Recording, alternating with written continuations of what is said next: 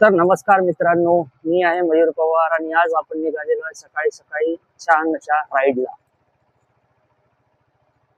आज आहे आपल्यासोबत आपली रॉयल एनफील्ड हंटर 350 आणि पहाटेची थंडी ही खूप मनाला छान वाटते. आणि आता जसं सनराईज झालेलं आहे, वातावरण पाहून तर असं वाटतंय की सकाळी सकाळी थोडं धुकं पडलेलं होतं, कारण अजूनही धुक्याची थोडीशी चावल लागतीये.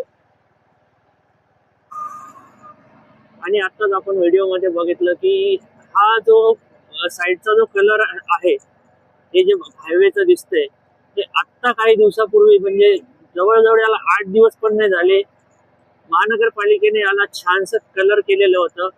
आणि हे मी प्रत्यक्ष बघितलं. पण आपल्या इथल्या लोकांना सिविक सेन्स नावाची गोष्ट नाही. भारतामध्ये कुठलाही चांगली गोष्ट चांगली राहू शकत नाही. लोकांना सर्व्हिसेस पाहिजे अमेरिकेच्या लेवलच्या, पण आपल्यातर्फे आपली काही रिस्पॉन्सिबिलिटी लोक काही त्यात पाळत नाहीत.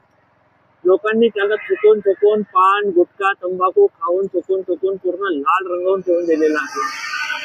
हे आहे एक वास्तव्य. आणि यामुळे थोडासा सकाळी सकाळी डोकं खराब होतं. आणि सकाळी सकाळी फिजिकल हेल्थसाठी हे सायकल्सवर आपले चाललेले आहेत. सायकलवर छान वाटतं की लोक आजकाल आपल्या फिजिकल हेल्थला थोडंसं प्राधान्य देत आहेत. गरजेचं आहे. तुम्ही सकाळी उठा, नसेल तुमच्याकडून सकाळी उठणं, दुपारी संध्याकाळी जेव्हा तुमच्याकडून शक्य असेल त्यावेळेस थोडी एक्सरसाइज करा. आपली हेल्थ ही खूप महत्वाची आहे. हेल्थ चांगली असल्यावर तुम्ही जगात काहीही जिंकू शकता.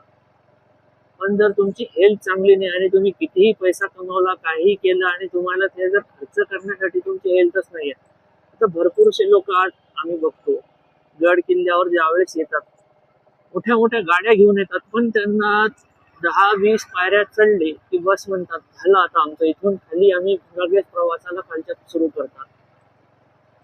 काय फायदा तुमच्याकडे इतकी संपत्ती आहे, सगळं आहे, पण तुम्ही त्याला एन्जॉय करू शकत नाही. नुसतं खाणे आणि कुठेतरी जाऊन बसणे हा एन्जॉय नाहीये.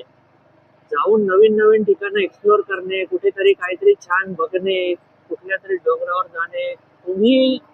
तुमची ही संपत्ती आहे. तुमचं शरीर ही तुमची खूप महत्वाची संपत्ती आहे.